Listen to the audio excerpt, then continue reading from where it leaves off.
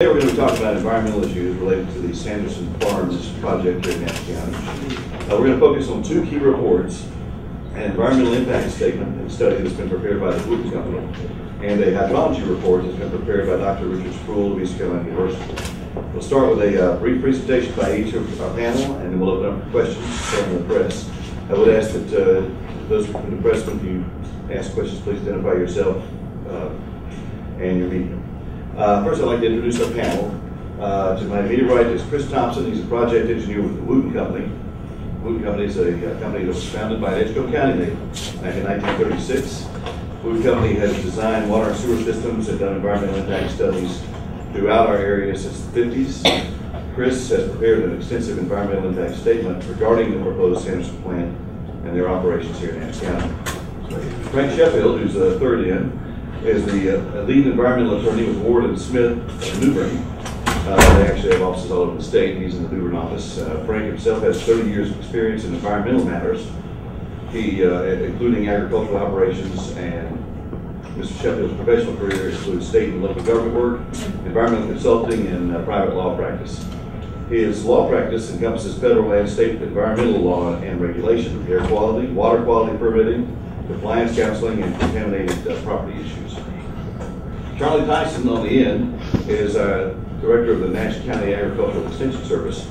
Mr. Tyson has been with the service for 11 years. Prior to that, was with the Nash County Department of Agriculture, and he's charged with the responsibility of educating farmers in our area to ensure that their farm operations comply with environmental regulations. He has extensive knowledge of the use of chicken litter as a fertilizer and its impact on the environment. And finally, Dr. Richard Sproul, who we'll hear from last, is from East Carolina University. He has a PhD in geology, received from the University of North Carolina in 1980. And he's focused most of his career on studying and evaluating underwater ground resources here in eastern North Carolina. What's under the ground here, he knows about it. So I'll start with Mr. Chris Thompson of the Wooten Company.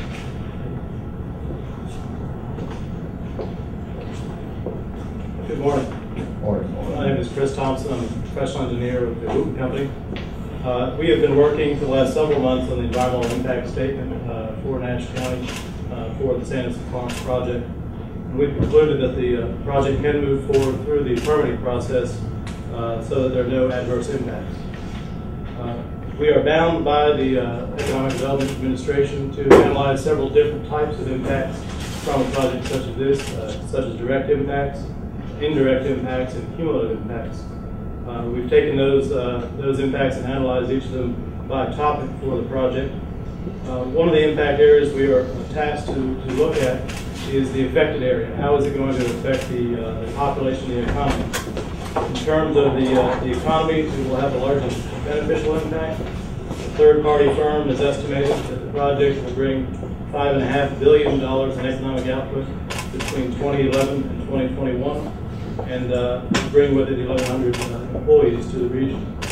There were concerns raised that a project such as this may harm future high-tech industries or institutes of higher learning coming to an area such as Nash County.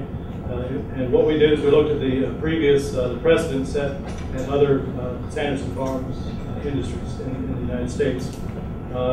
And they do have, in Waco, Texas, for instance, they do have high-tech industries in that vicinity. They do have industries of high technology and modern industries in Laurel, Mississippi, air facilities, air traffic facilities in Moultrie, Georgia, and in recent North Carolina history, Spirit Aerosystems is relocated to Kinston, which is also the home of Sanderson's most recent construction. There are also universities in those areas: Baylor University, Texas A&M University, and Southeastern Louisiana University. So though it is a poultry processing plant, it does not preclude the establishment of high-tech or institutes of higher learning. One of the items we're tasked to analyze is the release of nutrients to water bodies into estuaries.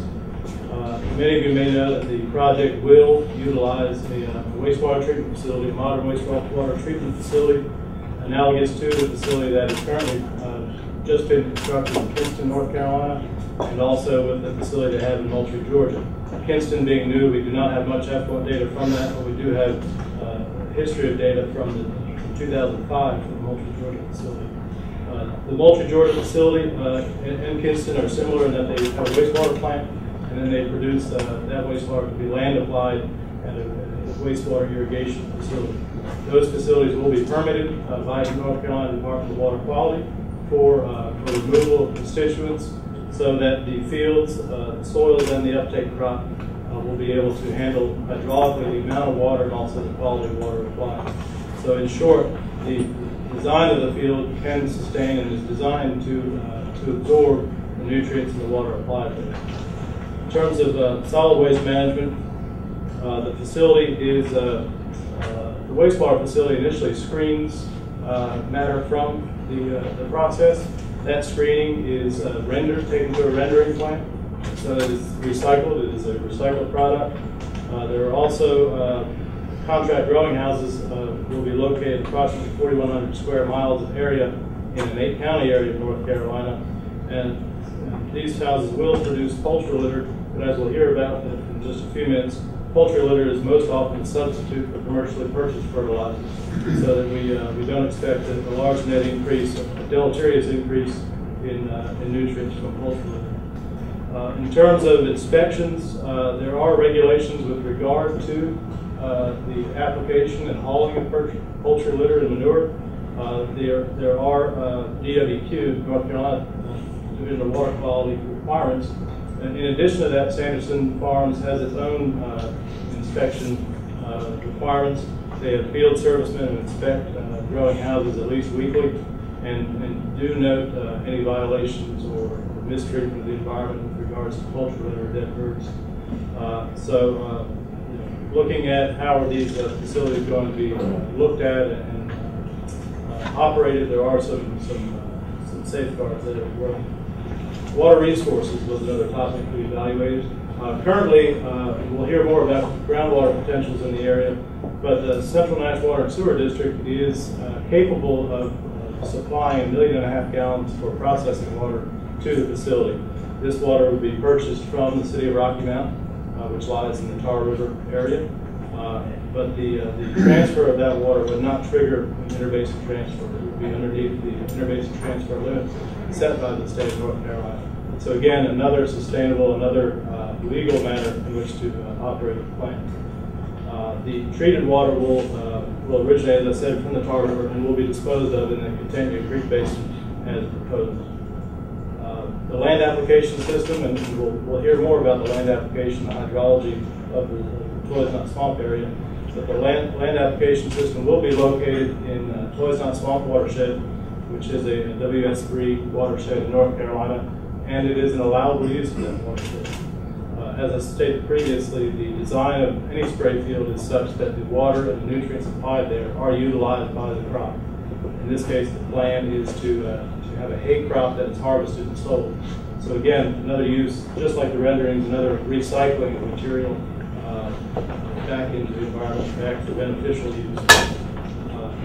In terms of transportation, there has been a third-party study performed to look at the impacts of the employees and also the trucks from a transportation standpoint.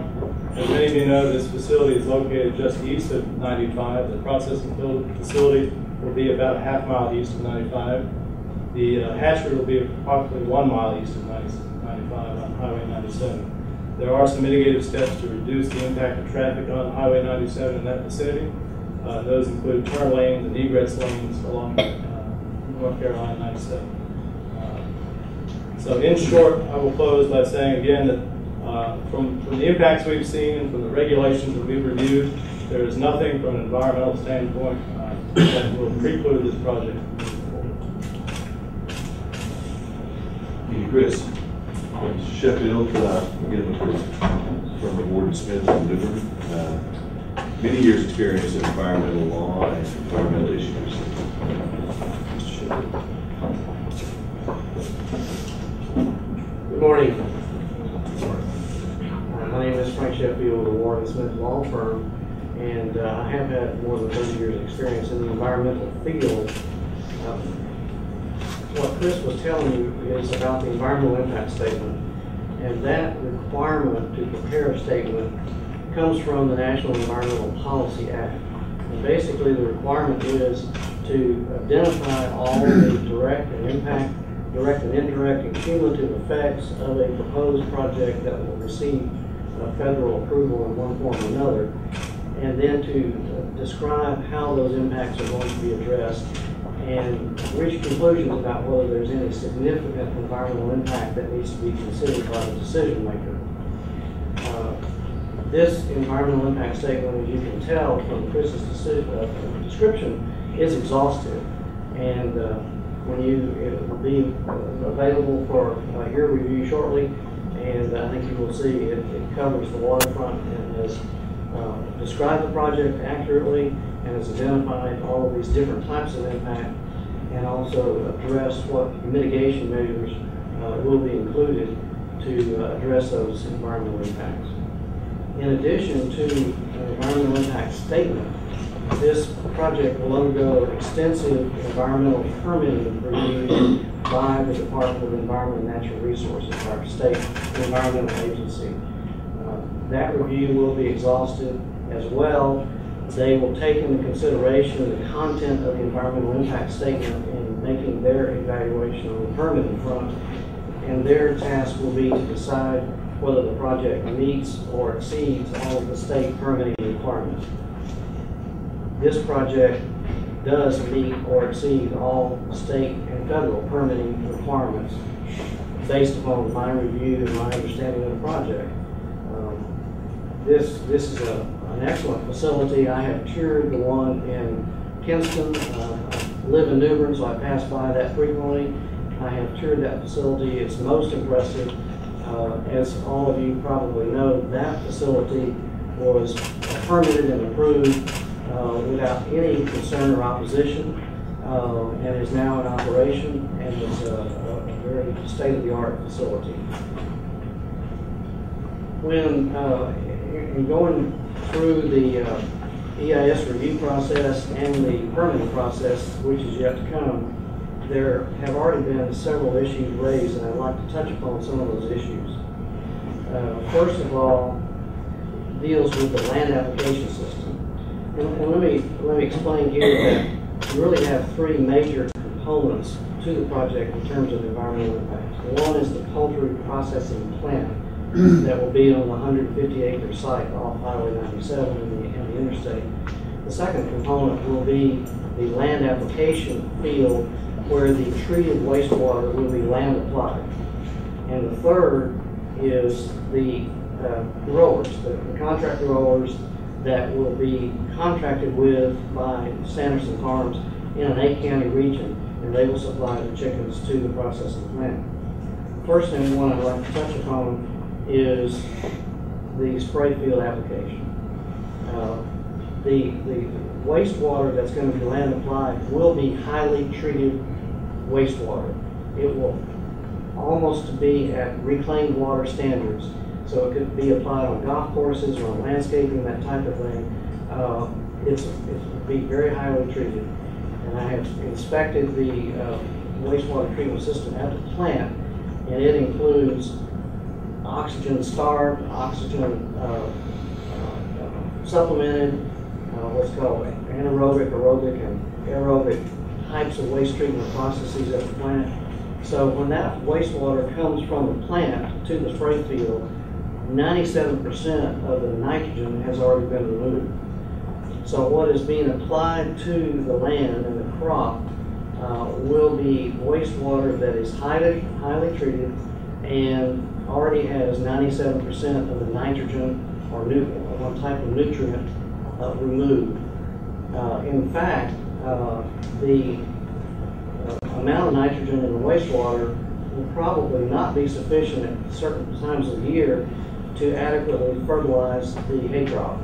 And so they may need to even supplement it with a little bit of fertilizer to meet the agronomic requirements of the hay crop. Based upon the Moultrie, Georgia facility's testing results, that water will actually be cleaner than what's in the ground today. And Dr. Spruill will talk about that in more detail in a moment. But the point is that the land application system here is designed so that it will actually improve existing groundwater conditions rather than harm them. The other point I'd like to make is that with regard to the chicken farms, the contract growers, the critics of the project have claimed that that will be harmful to the environment. It will not be harmful to the environment for this reason. For the most part, in most cases, the spreading of dry chicken litter serves as a fertilizer on area farms in this 8-county region and will be used in replacement of existing commercial fertilizer practices that have been used for years. So there should be either no impact or potentially even a net environmental gain with the application of the dry chicken litter. One thing that people get confused about, and it's a misunderstanding I think that's been put forth in the public arena. These are not wet systems. This is not a wet wastewater system as in the swine industry. This is a dry system. So there's no lagoon, there's no spray fields associated with these chicken farms. You have chicken houses, and the litter is scraped out of the houses periodically and land applied. Not on that farm, but on some other farm in the area that needs it as a fertilizer. So I wanted to emphasize that point. Another issue that's come up is nutrient loading. How much nutrients can be in the Tarpanico and the Neuse River Basin. Again, it's important to understand that the processing plant is in the Tarpanico Basin, and there will be no discharges from the processing plant. The land application and potentially some of the chicken farms will be in the Neuse River Basin. We don't really know where the chicken farms should be at this point because the contracts haven't been let with the growers. But there is a nutrient-sensitive water NSW regulations that govern discharges both in the Tarpanico and in the Neuse River Basin. Those strategies have been in place now for several years, and basically they call for a 30% reduction in nitrogen going into the Neuse River Basin system over a period of time. That target of 30% reduction has been achieved both by industry and by agriculture. So we have achieved what we were seeking in terms of protecting the Neuse River Basin, and what we're waiting for at this point is continued monitoring of water quality as it reaches Creighton County, which is where I live. There's a monitoring station at Fort Barnwell, and they use that monitoring station to determine what the nitrogen levels are coming down the Neuse River Basin. At this point, it's too early to tell what the results of the nitrogen reduction efforts are. My hope and my belief is that we will see reductions there, and it will show that the strategy is working.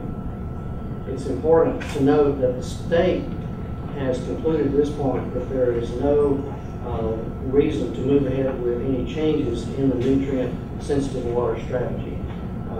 So it's not as if any additional regulations are required to protect the Neuse River and Tarpanico. Some of the critics have mentioned about phosphorus in the chicken litter. Since those will not be in the Tarpanico, they'll be in the Neuse or other river basins, it's important to understand that there are no phosphorus regulations in the Neuse River Basin. Nitrogen is the only compound that we're talking about there. And finally, water supply. Critics say that there will not be ample raw water supply to operate the processing plant. And as Dr. Spruill will describe further in a moment, that is simply not the case. There is adequate water supply, and it will not impinge upon surface water supplies or groundwater supplies that would be used by others. With that, I'd like to conclude my remarks and recognize the next speaker. Thank you, sir. Charlie Tyson's up next. Charlie's with Mesh. Ag Extension Service. And poultry production in Nash County is nothing new. It's been here for a long, long time. Charlie can speak to our history in Nash County throughout East Carolina and how it's working. Mr. Carney said, I'm here representing the Nash County office of the North Carolina Cooperative Extension Service. We're a local extension of North Carolina State University. And part of the traditional mission of our office is conducting extension educational programs for our agricultural community. Many in the agricultural community see Sanderson Farms, or the prospect of Sanderson Farms, coming here as a potential economic opportunity. And one aspect of our role, my role as educator, is to highlight the fact that large-scale poultry production, on-farm poultry production, is not new in Nash County. For more than 20 years now, Nash County farmers have managed more on-farm poultry houses than any of our neighboring counties. Nash farmers are currently engaged in growing chickens and producing eggs for 2 poultry contractors, Purdue and Braswell Milling Company, both of which have feed mills here in Nashville. I would estimate Nash poultry growers are currently managing approximately 90 commercial-sized poultry houses on their farm. I would also estimate that we have approximately 30 to 35 individual poultry farmers managing these houses. These guys have long-term business relationships with Purdue and Braswell Milling Company, and I would expect the same from Sanderson Farms should they come. Our poultry growers, they know how to be good neighbors. They've learned to coexist with the non-farming public who sometimes live near and around them. These growers, they don't have to be reminded of their investment in these poultry houses. They build these houses, they pay for these houses. They don't have to be reminded of their loans that they have, these poultry houses. So they well know it's in their long-term profitability and survivability to properly manage their poultry operation and properly manage poultry waste. Dry poultry waste, or poultry litter, as we call it, is a valuable and natural source of fertilizer nutrients for our crops. Poultry litter is a mixture of wood shavings and poultry waste. It's land applied, and it's a partial substitute for commercially manufactured fertilizer materials. I would estimate Nash County crops and pastures would have need of more than 16,000 tons of commercially manufactured fertilizer material. And poultry litter provides a significant amount of substitution for some of that. It helps offset a good bit of that commercial fertilizer. When applied to the soil for crop production, the fertilizer nutrients contained in poultry litter are typically less vulnerable for runoff into surface and groundwater as compared to many of our commercially produced manufactured fertilizer products.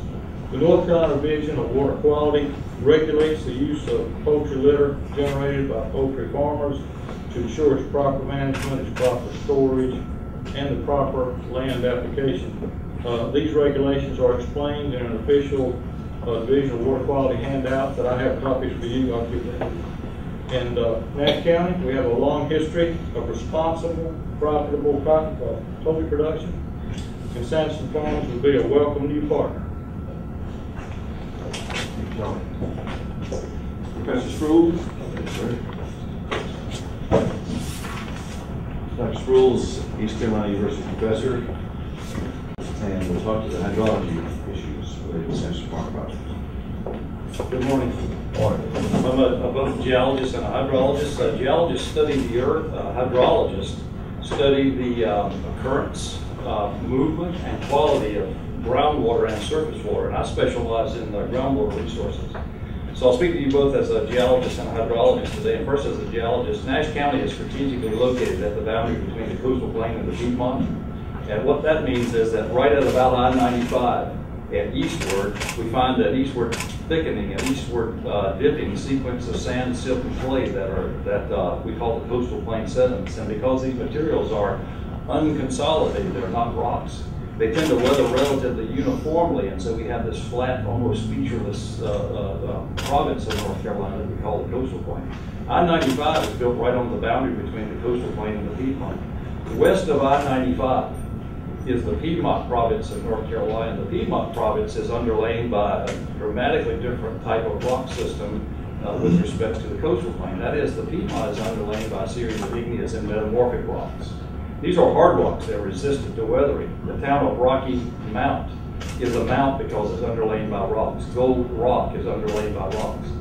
And so when I talk today about the groundwater resources west of I-95, I'm talking about the Piedmont type groundwater resources in fractured rocks that are very old, hundreds of millions of years, 500 million years old. I'm not talking about the same kinds of systems that have sustained people with respect to water resources in the coastal plain cities like Greenville, Kinston, and Jacksonville. I was tasked by Sanderson Farms to look at two different aspects of the natural system in Nash County. First, at the processing plant, I was asked to evaluate the resource potential of the groundwater system. I'll speak to that first. Second, I was asked to evaluate and offer opinions about the quality of the subsurface conditions at what I call the effluent recycling facility, which is south and west of the processing plant. So first, some comments about the water supply potential at the processing plant. At the processing plant, in the subsurface, we find about 20 to 30 feet of unconsolidated materials. They would look a lot like beach sands.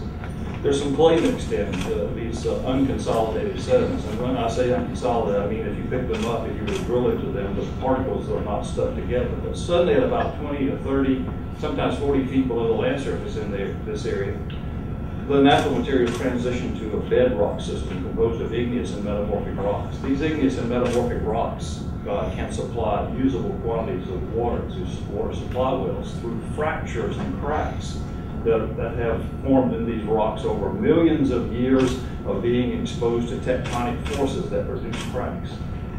In contrast, the coastal plain material and the shallow aquifer materials at this site have pore spaces between grains of sand, silt, and clay. We evaluated the resource potential of the bedrock aquifer. That's the aquifer greater than about 20 to 30 feet below the land surface and extending downward literally to tens of miles beneath the land surface. Well, we know a lot about the composition of rocks in the Piedmont of North Carolina, and one thing that we can do is simply say, based on our experience, we can expect to find X number of gallons of water per minute from an individual well in bedrock type wells. But we approached Sanderson and said that's not the way to do it. What you have to do is you have to drill a series of test wells on the facility. To date, we've drilled about 5 large wells and some smaller diameter wells, and we call these things test wells. A typical test well is constructed by drilling a hole down until it hits the hard bedrock and putting a solid piece of pipe in that open hole, and then to drill inside that open hole and make a vertical cave in the hard rock. The rock doesn't collapse. Every time we get a crack, we get water. Almost every time we get a crack, we get more water. So what we do is we drill to depths that we, on the basis of our experience, think will produce the largest quantities of water. And then we put pumps in those wells and we test those wells at constant pumping rates. To date, we've tested 2 wells of the 5 wells on the Sanderson facility. The first well that we pumped at a constant rate of 500 gallons per minute. I mean, we pump it at 500 GPM. We don't let it vary by more than about 3%. We pumped a well in the Sanderson facility at 500 gallons of water per minute for 24 straight hours, and we measured the water levels in the other wells that we have on the facility in order to evaluate the impact of withdrawal of water from a well on the water levels in other wells in the same aquifer system. So we can evaluate what we call the cone of depression. Every water supply well, regardless of its size or intended use, creates a cone of depression around the well. That's a local lowering of the water level. The water level is lowered closest to the well and less further from the well. So we're evaluating the nature and extent of the cone of depression. At the Sanderson facility, we see 2 different bedrock types. We see one on the east and one on the west, and the boundary between them has a north-south orientation. So we moved over to the western side of the facility and tested the second of 5 wells at this facility. Just last week, we completed a test at 480 gallons of water per minute from that well, and we evaluated the impact on surrounding wells associated with the withdrawal of 400 480 million gallons, 480 gallons per minute from that well. If I misspoke, I want to make sure I say it correctly. 500 gallons a minute from the first well, 480 gallons per minute from the second well. Now, let me stop for a second and back up. If you pump one well at a rate of 700 gallons per minute for 24 hours, 700 gallons a minute for 24 hours, at the end of 24 hours, you would have produced approximately 1 million gallons of water. So far, we pumped 2 wells on the Sanderson facility at 500 gallons a minute and 480 gallons per minute, which is 980 gallons per minute, which is more than 1 million gallons of water per day. So we've established to date in our research and exploration program that the bedrock aquifer system is capable of sustaining withdrawals of up to pretty close to 1,000 gallons of water per minute from 2 wells. But I don't believe that that's the way you should operate a well field. And so we've said to Sanderson Farms, the ideal well field capable of producing 1 million+ gallons of water per day at a site like this must involve multiple wells pumped for short time periods. And Sanderson Farms has said to me, do the research necessary to evaluate what's needed in order to make that happen. Here's what I'm saying. The ultimate well field design that I would approve at Sanderson Farms would involve, in my opinion, now 4 wells, 2 on the east, 2 on the west. I believe that the aquifer system on the east is capable of producing more water than the one on the west. I would pair up the wells, 1 high producing well on the east with 1 lower producing well on the west, and I would pump them for 12 hours. At the end of 12 hours, I turn those wells on, and I pump 2 more wells on the Sanderson facility at hopefully similar flow rates. So in a day, we'd be able to produce what we now know is greater than 1 million gallons of water per day. I don't know yet about 1.5 million, but I think it can be done. Right now, I can say that we can produce 1 million gallons a day based on the groundwater exploration work that we've done to date. What this does is then allows the groundwater system to recover in the different parts of the groundwater system. So by operating them alternately, we work towards a sustainable water supply system. I'll just make a couple of statements about sustainability. I'm not interested in developing a water supply system that is not sustainable. A sustainable water supply system is one in which the amount of natural water coming into the groundwater system is balanced by the amount of water that we take out of the groundwater system. Well, we know how much it rains in this area. We know how much water infiltrates the subsurface in this area. So if we do a good job of studying the groundwater system, we can design a system that balances the rate at which water comes into the system by the amount of water that we take out of the system, and hence we can develop a sustainable water supply. That's our goal at the processing plant facility. It's a study in progress. We anticipate doing more test wells here in the next few weeks and months. I'll move on then quickly, out of time, to the work that I've done at the effluent recycling facility, which is I think often called the wastewater disposal facility. It's 1,000+ acres of land in the Neuse River drainage basin, some distance west of I-95 and south of Highway 97. My job was not to select this site, because the site was selected by Nutter and Associates, a well-respected group from Athens, Georgia. And they selected the site on the basis of a whole series of criteria like depth to water table, composition of materials in the subsurface, and so forth. And so my task from Sanderson Farms was to offer a second opinion about the quality of this particular site. And so my organization called Groundwater Management Associates, was a consulting company in Greenville, went to the various sites and advanced a series of borings down to 6 to 10 feet below the land surface, designed to answer 2 important questions. How deep is the water table beneath the land surface? If the water table is really close to the land surface, it's probably not a real good site for spraying water on the land surface, because then you don't have a lot of infiltration capacity. Secondly, you want the subsurface to be composed of materials that are well sorted, meaning all the grains are about the same size, and they're relatively coarse grains.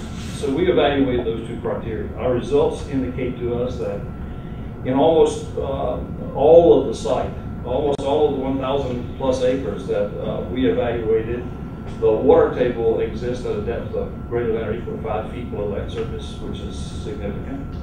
And that the materials that make up those 5 or so feet below the land surface are quite permeable. Permeable means they're capable of transmitting usable quantities of water through the groundwater system. I'll just end up by pointing out that I think this is a very suitable site for spray irrigation based on hydrogeological conditions. It's a very large site. Before I agreed to work for Sanderson Farms, I asked for a list of their facilities and asked if I could randomly select one of their facilities and visited, and they agreed, and so I chose Moultrie, Georgia. And I went to Moultrie, Georgia and observed the plant, the wastewater treatment plant, and the spray irrigation areas. Since that time I visited the Kinston plant and did the same tours there. Just to share with you that when I first went to the Moultrie plant and saw the wastewater treatment plant, I mistakenly thought that it belonged to the city of Moultrie, because I was absolutely impressed with the wastewater treatment plant. And when I saw the chemistry of the water produced by that wastewater treatment plant, I was even more impressed. Their spray irrigation fields are capable, are so large that spray irrigation takes place in a cyclic pattern. So one area is sprayed for a while, another area is sprayed for a while at agronomic rates. These systems are not designed to produce so much spray irrigation that water ponds on the surface. That's not the way they operate. The system has to be capable of allowing infiltration of this water down into the groundwater system. And so I find that the effluent recycling facility proposed here in Nash County is very comparable to what I saw at both Moultrie, Georgia, and the city of Kinston. And I believe that the subsurface conditions are such that substantial amounts of water can flow readily through the groundwater system. And finally, again, on a personal note, I find that the wastewater treatment plants at these two facilities would be the envy of many small towns with whom I work out in the coastal plain in Central Parks, North Carolina. So I would end my comments there. Thank you, sir. Well, we're going to open up for questions in just a second. I want everybody to take a breath. I don't know about you, but science was not my favorite subject in school, and I had visions of Carl Sagan going billions and billions and billions a couple of times there. There's lots of millions, lots of information we've had to digest here recently. When we announced new NC Jobs 3 weeks ago, we said that we're all for the 1,100 jobs that Sanderson's going to bring, the $100 million investment, the $5.5 billion impact that they'll have over 10 years. But we also said we're concerned about the environment. We want to know that Sanderson is going to be good for our community in more ways than just economic. And what I think we've heard today is that Sanderson will not only not have a negative impact, will not draw down our resources, way beyond our capacity. We have more than enough capacity to take care of all their needs. But that Sanderson will actually have a positive impact on the environment. And I think that's significant. I think we've heard that there's plenty of water, that the producers that work for Sanderson will actually be producing an organic fertilizer that our area farmers will be able to use. I see lots of good things coming from this, and I believe we have a 50-pound report there that the Department of Natural Economic Resources, Environmental Resources, and Water Quality will be able to use to advance their permitting process as this thing goes along. So looking forward to that happening and us realizing Sanderson has a good corporate citizen and employer in the area. At this point, I'll open up